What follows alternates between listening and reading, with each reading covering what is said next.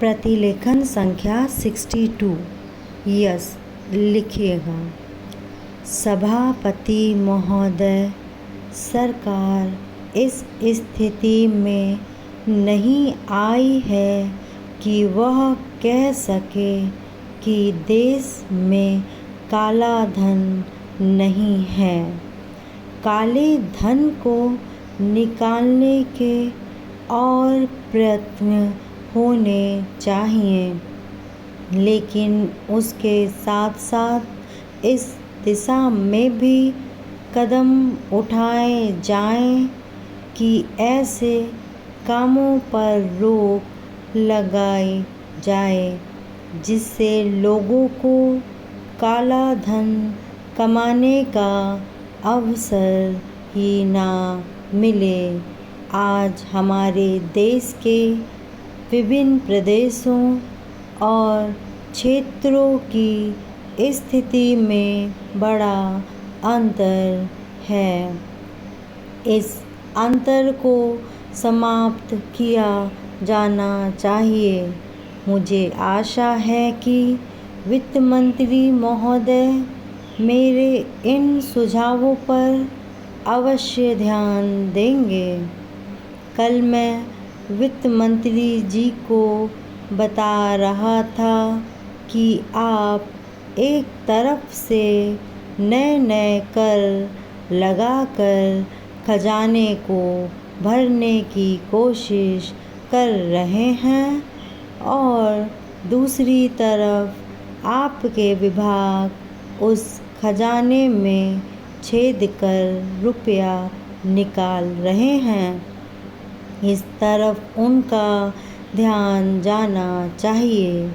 मैंने इस संबंध में एक उदाहरण दिया था कि एक लंबी चौड़ी सड़क पर एक ही तरह का काम होने वाला था।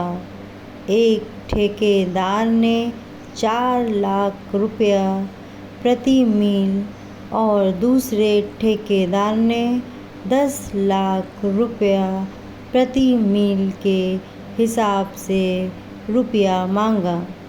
जब मंत्री महोदय के सामने यह चीज़ लाई गई तो इस बात की जांच हुई जिसमें कुछ करोड़ रुपयों की बचत हुई है।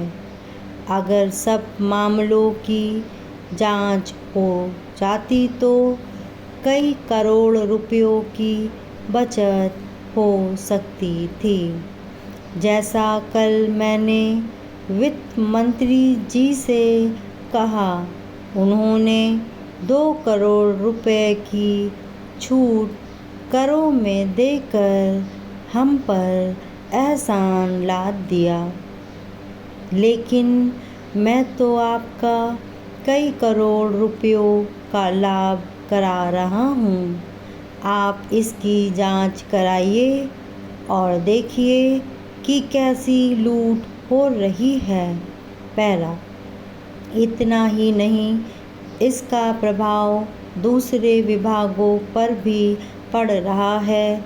वहाँ पर जो दूसरे विभाग काम कर रहे हैं उनकी दरें भी बढ़ रही हैं या दरें बढ़ने के लिए उनकी मांग बढ़ रही है।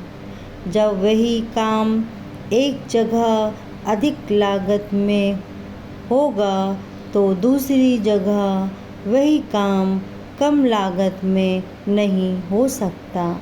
इसलिए या तो वह चोरी करेगा या दर बढ़वाएगा। अगर एक सड़क पर ऐसा होता है तो वहाँ जो दूसरे काम चलते हैं उनमें भी ऐसा ही होता है। ठेकेदार आपके विभागों के साथ मिलकर दर बढ़ाते हैं।